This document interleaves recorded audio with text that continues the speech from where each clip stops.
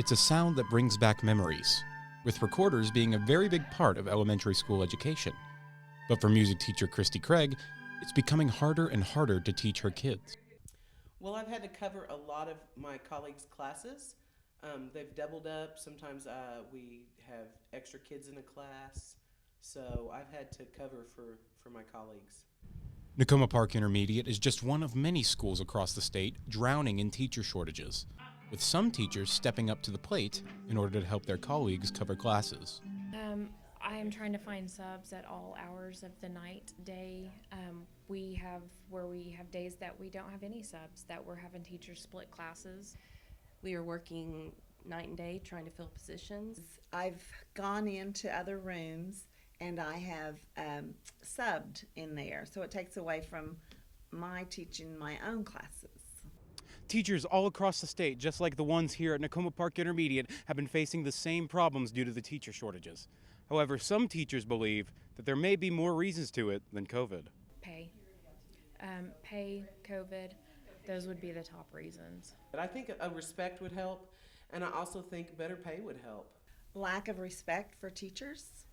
Why would anyone want to go in to being a teacher if there are such lack of respect? You know, I'm nearing the end of my career, but beginning teachers really need an incentive to come into this as a career field and not just a stepping stone to something else.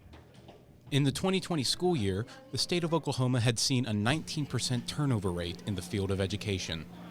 Teachers are arguing that in order to make a significant change, they simply need more. They're going to have to pay them. They're going to pay them what they're worth. As a parent, my children are in classes that sometimes they don't even have a teacher. The teachers feel like they're drowning, and I right there with them. When you have so many kids that are in a class because they don't have teachers, you really need that smaller class size so you can give them the individualized attention they really need. On January 18th, Governor Stitt issued an executive order that aimed to combat the shortage, allowing state employees to fill in as substitute teachers. These educators offered their input. I would love to see them come spend a day in the day of a teacher. They're talking the talk, but they're not walking the walk, and we need our legislators to, not just talk about it, but actually vote and, help us as educators. Our jobs are not a piece of cake. It's not, oh, well, you sit and play all day long with kids.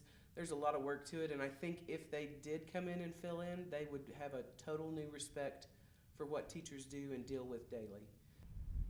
From Nakoma Park, Oklahoma, I'm CJ Craig, UCentral News.